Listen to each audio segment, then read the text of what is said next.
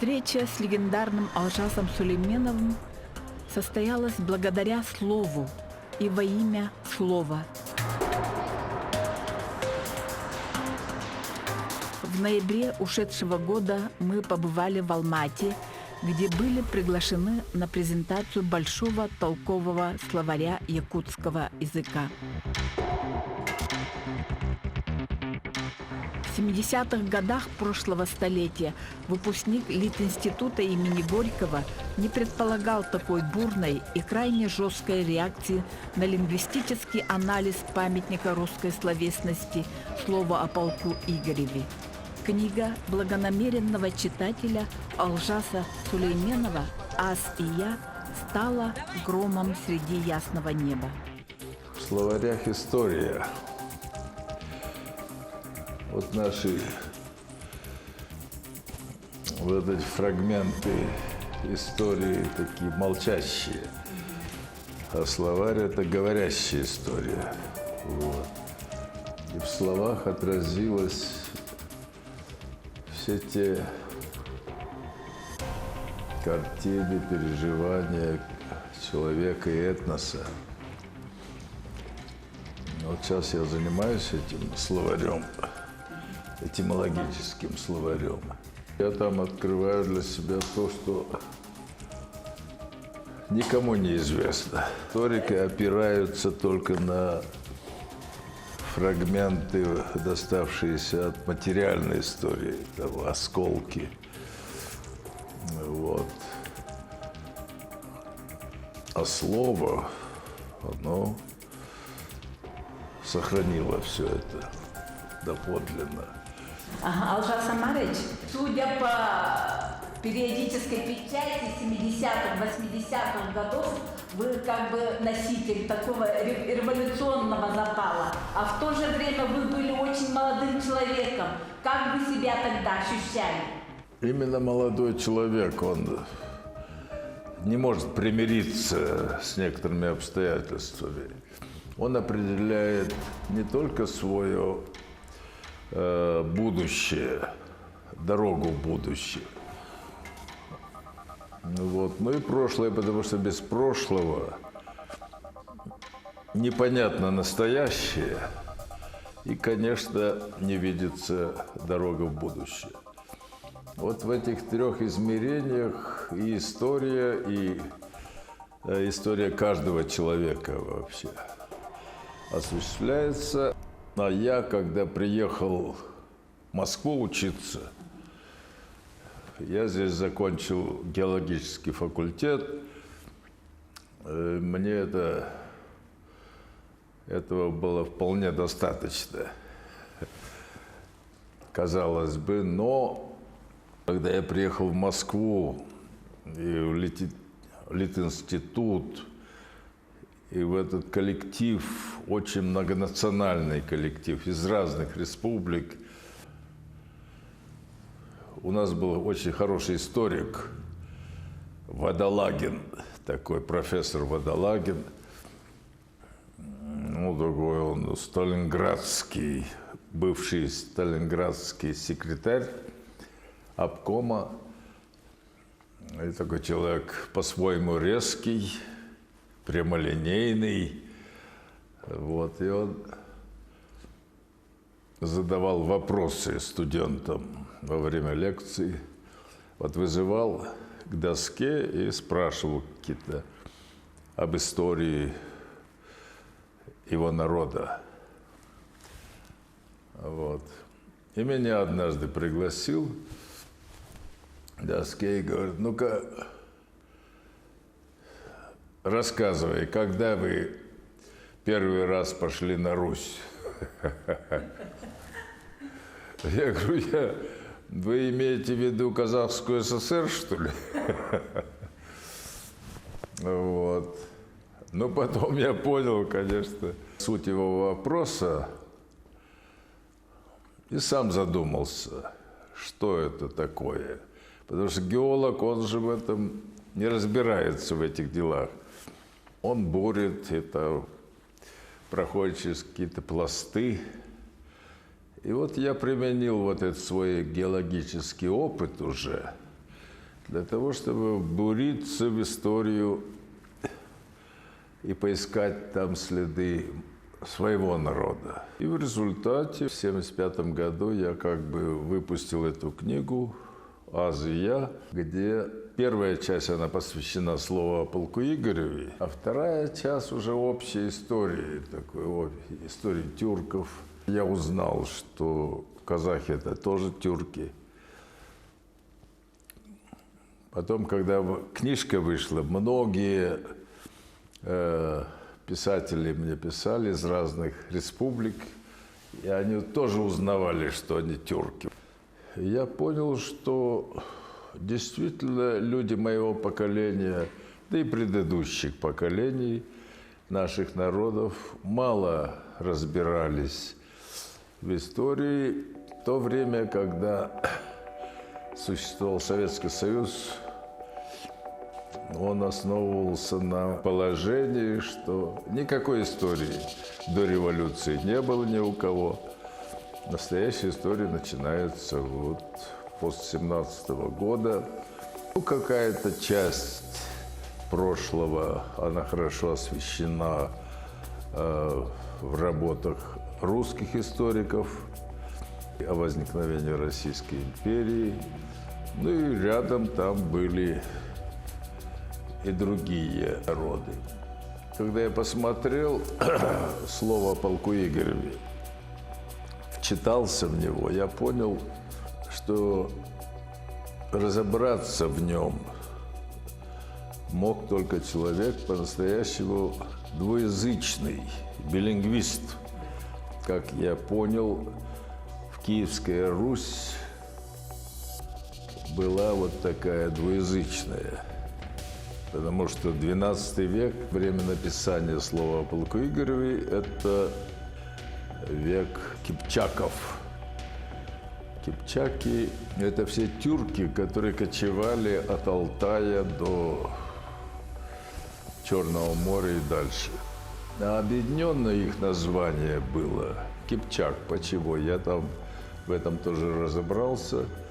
Потому что у кипчаков, у казахов есть отдельное племя кипчак. Но когда-то это слово, этот этноним был не этнический, а он как бы союзный этноним. Определял союз тюркских племен кочевничьих.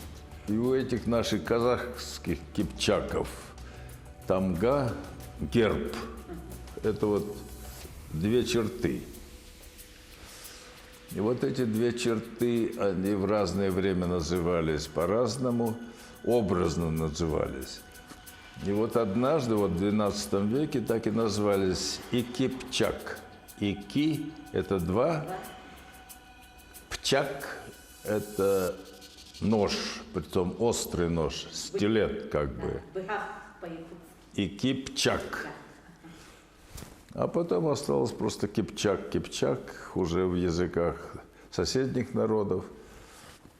Вот. И когда эра кипчаков закончилась, тогда отдельные племена, распавшиеся из этого союза, они оставили за собой это союзное имя. И это имя стало этнонимом, этническим именем. Вот кипчаки есть у казахов, есть у узбеков, кипчаки есть у туркмен. И они очень проявили себя в XII веке. Как вы думаете, почему два ножа? Это знак союза. Вот этот знак однажды назывался и кипчак, потом во времена уже мусульманизации назвали кос-алип. Алип – это арабская буква альфа. Алип одной чертой она обозначается. Кос – это пара. Пара алифов, как бы. Кос-алип. Или кос-ок. Это пара стрел. Косок. Вот косоги были вот в древнерусских летописях. Это выражение употреблялось, косоги. Я думаю, что каким-то образом и казах к этому относится, к косогам. Потому что, вот, допустим, окающие тюрки козок называют не казах, а козок. Вот узбеки, например, и казахов называют так и так далее. В общем, это очень тема такая глубокая, и этим долго разбираться. Но почему книга вызвала такой ажиотаж, особенно в России, особенно в академических кругах? Потому что впервые было сказано, что вот Киевская Русь, древнерусский язык, был он в союзе с кипчакским, было двуязычие как бы. И вот автор слова о полку Игореве был явный билингвист. Он употреблял, естественно, очень естественно употреблял и отдельные тюркские слова, и целые предложения. И я их привел, нашел в слове о полку Игореве. И поэтому читать слово тогда, в XII веке, и дальше, ну, в XIII, может быть, когда еще влияние тюрков ощущалось, XIII, XIV, до XVI века, читать можно было только понимая тюркский язык. Вот. А уже в XVI веке, когда слово о полку Игореве, оно, как все другие произведения древнерусской литературы, были написаны на пергаменте. А потом пергамент все-таки экономили, смывали вот это произведение художественной литературы, потому что пергамент нужен был для священного писания, для распространения христианских вот этих ценностей. И какие-то произведения переносились на бумагу, более дешевый материал. И вот слово, видимо, было таким произведением, которые решили все-таки доверить бумаге. И при этом монах-переписчик, он понимал тюркский язык, слова, многие перевел на русский. А некоторые оставил, те, которые оставались еще в языке общерусском. Вот, например, кура, стена. И когда Всеволод или там кто-то доскакал до Курт Мутаракани, то академики перевели до кур, это до птицы, вот это, до куриц Мутаракани. Нет, до стен Мутаракани. Кура, стена, до кур, до стен. И вот такие вещи он пропустил, и академики наши не поняли. И очень уважаемый мною Дмитрий Сергеевич Лихачев, вот, с которым мы потом много говорили на эту тему, и Борис Александрович Рыбаков, академик, который затеял как раз всю эту войну против Азии. Вот. Они, конечно, не могли прочесть так, как я прочел это слово. Это вызвало возмущение в академических кругах. И не только, но и вообще в интеллигенции, читающей, пишущей российской интеллигенции. Это было воспринято как оскорбление древнерусского языка. Как это двуязычие? Нет. Я говорю, они были, киевляне тогда, были так же двуязычны, как я сейчас двуязычен. Вот. Я знаю русский, я знаю и кипчакский, скажем так. Поэтому мне удобно было это прочесть. А почему вы выбрали именно этот источник? Это опять литературный институт. Он заставил Там был профессор, который древнерусский язык и литературу преподавал нам. И он дал задание курсовую написать по слову о полку Игореве. Вот. Но так как уже тюркизмы в слове были раньше замечены, об этом писали ученые из ее императорской академии, Жига, Милоранский и другие, отдельные термины, например, Кощей. Это явно не русское слово, Кощей. Мне этот профессор дал тему для курсовой. Вот тюркизмы в слове о полку Игореве. Я бы мог, конечно, это написать, переписать из учебника и сдал бы курсовую. Но я пошел в Ленинскую, посмотрел каталог. Оказалось, что о слове о полку Игореве написаны сотни трудов, названий. Я выбрал там те, которые относились к тюркизмам более внимательно. Ржига и Милоранский, я перечитал их. Они спорили о Кощее. Вот. И сошлись в том, что Кощей происходит от тюркского слова «кошша». «Кошша» – это напарник, слуга, который сопровождает всадника, или витязя, или богатого человека, сопровождает по степи. Кошша. А слово «кос» – это пара, а так напарник. Кошша. А почему с отрицательной коннотацией потом? Нет, я тогда сразу сказал, имперские ученые ошибаются, потому что «кошша» не может быть. Здесь более подходящее «коща» – мягкое. «Кощ» – это кочевье, «коща» – кочевник. И вот Кощей, Кощий, как в былинах его назвали, Кощий. Вот былины, записанные в Архангельской губернии, тоже имперскими учеными, они точно воспроизводили, поэтому это звучание «Коще два ща», долгий ща, Кощий. А бессмертный почему? Потому что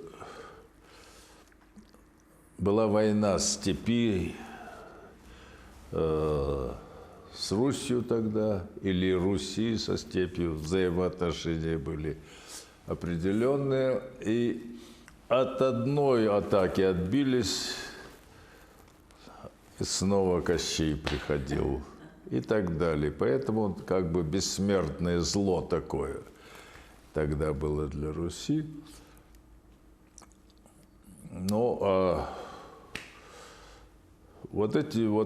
Это Кощей заставило меня поискать и другие тюркизмы, я их нашел довольно много там, которые не были замечены другими учеными, исследователями. Поэтому курсовую я не сдал тогда, не успел, потому что слишком большой материал был. И Азия как раз и стала моей курсовой. Название «Аз» и «Я» – это какой-то дихотомический смысл имеет? Или как? Почему Это я разрушил это слово, проанализировал. Поэтически, там нет другого смысла. Азия – это Асия, это греческое. Когда-то слово означало берег, побережье. Потому что в Греции Малая Азия, граничила, и вот этот берег назывался Асия. Вот. И потом это слово распространилось и получило такое значение. Все, что восточнее Греции, это вот Асия. А я развалил, потому что увидел там слово «аз» – это «я» по-древнерусски, по-древнеславянски.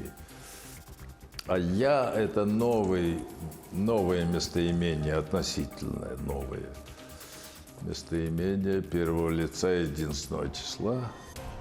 И вот для меня это значило как бы «я древний» и «я современный». Не себя имел в виду, а именно восточного славянина. В то время вас защитил Дин Мухаммед Кунаев.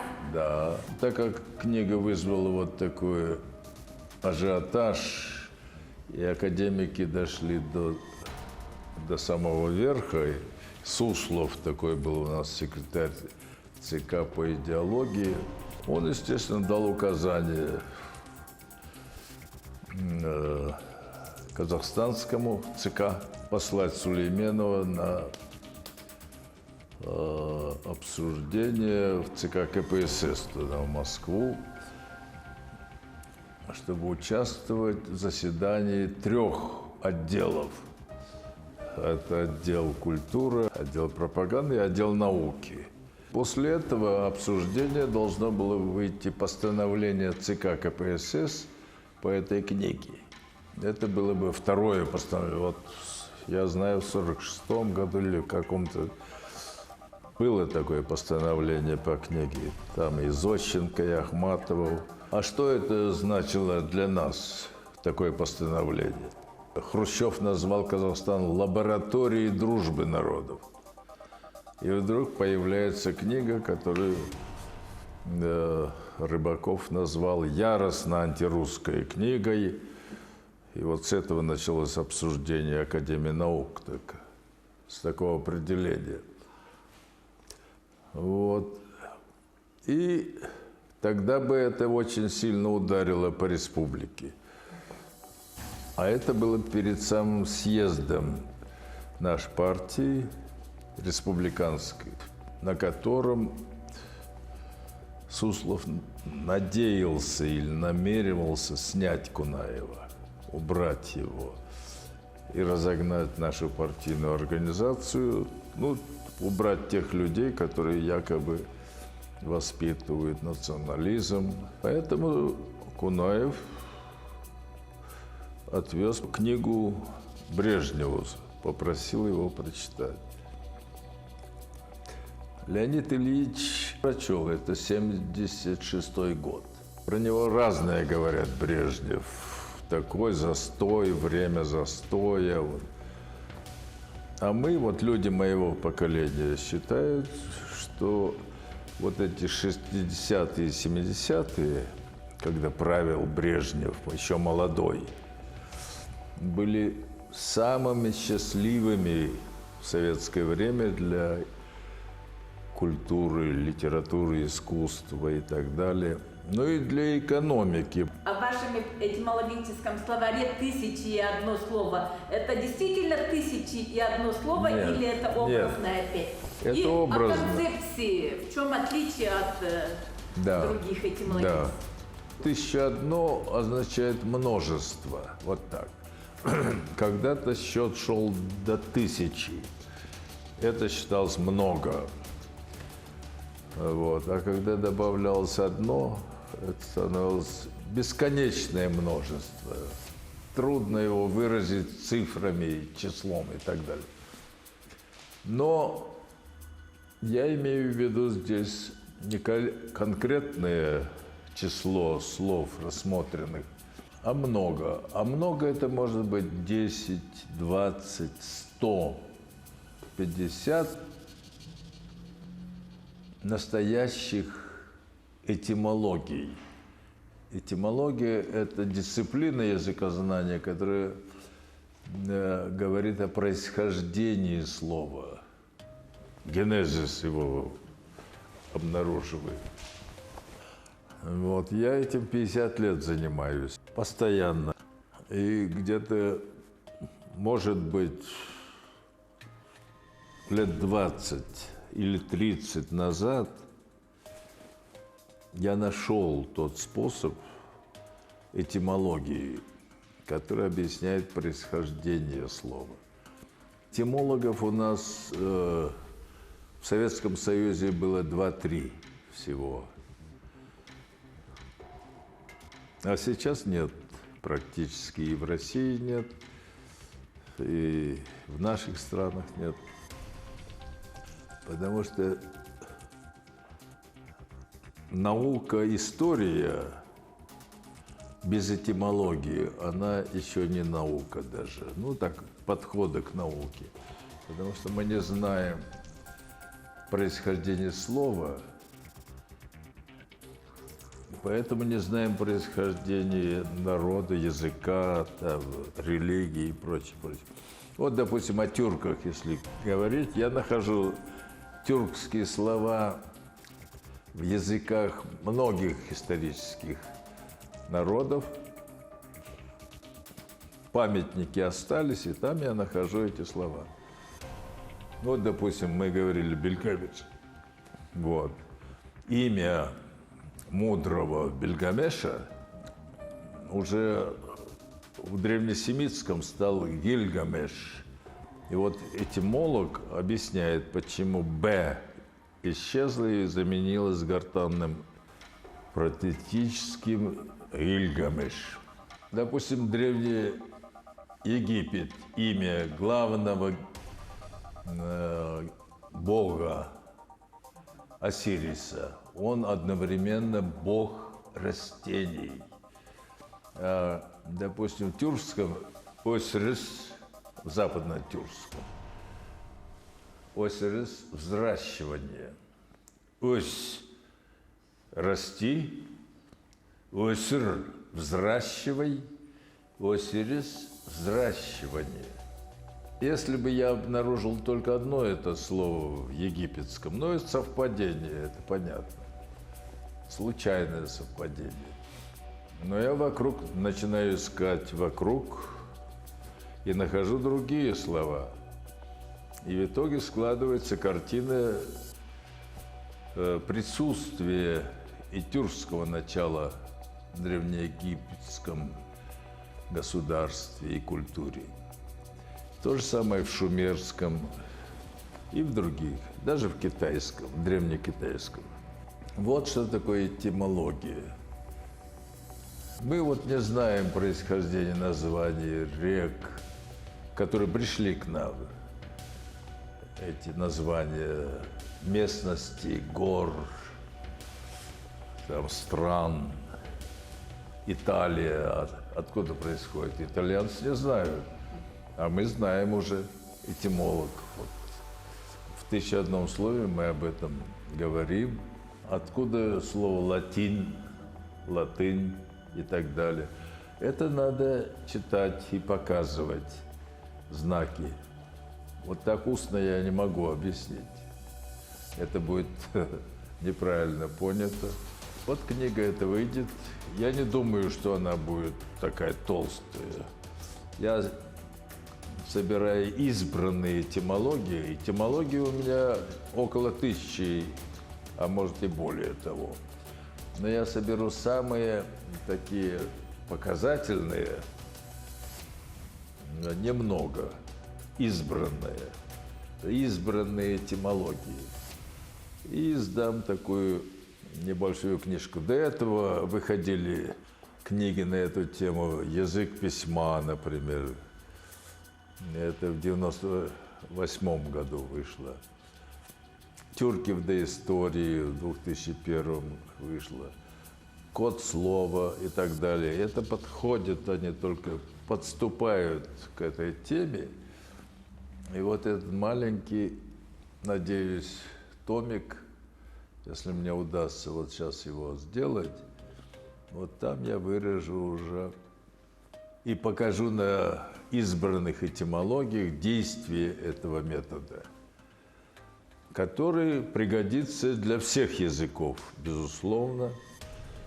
И это будет наш прорыв в языкознании, по-настоящему, я надеюсь, так. Уверен даже. Если мне удастся изложить это достаточно точно, хорошие паблисити сделать, вот, собрать ученых. Ну, к сожалению, этимологов нет, но лингвисты еще есть, слава богу. Ну, вот. И они разберутся, вот, поймут. И там наверняка я задену, конечно, якутские слова, безусловно. Поэтому я прошу Да, мы прислать отправим, обязательно вот, отправим. вот так. Гильгамеш это само по себе какое-то философское, Гильгамеш – это шумерский. шумерское, да. И Гильгамеш – это 4-е тысячелетие до нашей эры. Поэтому, но Гильгамеш, он как раз доказывает, что тюрки и в то время существовали. И не просто существовали, они были активной силой культурной, видимо, политической в то время в Древней Передней Азии. Это вот Шумер, это Ассирия, это потом Ассирия уже, Шумер, Вавилон и так далее появились. В моей работе «1001 слово» я пытаюсь объяснить происхождение Гильгамеш имени. Оно связано, безусловно, с поздними тюркскими именами. Бельга, допустим, в древнетюркском VIII веке на каменных стелах написана история тюрков, угузов. Вот, и там Бельга Каган. Бельга – это мудрый по-древнетюркски. Бельга Бек и другие имена есть. Вот. И вот расстояние какое? 4-е тысячелетие до нашей эры и 1-е тысячелетие нашей эры. И далее. А Бельга сохраняется. Гильгамеш – это знающий муж. И вот когда даже мой прадед Олжабай-батыр, когда уходил, он оставил завет. Это мама мне передала этот завет, что человек из моего 7-го поколения будет бельген, знающий.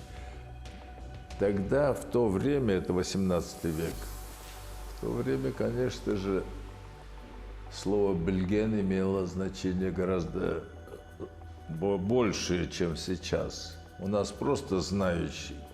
Но тогда в племени самый высший титул был бельген, знающий. Он выше хана, султана, там, бая и прочих беков. Вот. Бельген – это потому что, видимо, ценились знающие, чего не хватало степи. Более всего знающих не хватало. Оно и сейчас так, только мы это не осознаем. Вот. И поэтому, выполняя завет своего деда, я и стараюсь быть знающим. Он был таким батыром, богатырем, руководителем рода. Он руководил правым крылом войска хана Аблая, вот, и нанес там несколько поражений противникам, которые приходили в Казахстан. И это сохранилось в названии местности.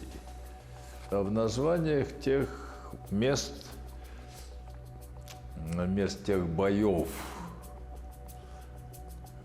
вот, отложилась и биография моего предка Олжабай-батыра. В честь него и меня назвали Олжасом. Вот. Так что вот эту часть истории я знаю, более-менее знал, по крайней мере, раньше.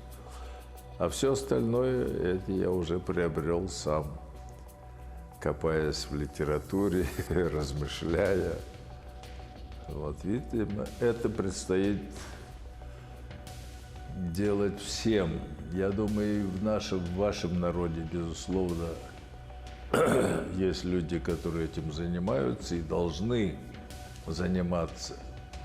Вот должны быть бельга. Как по-вашему? Бельге.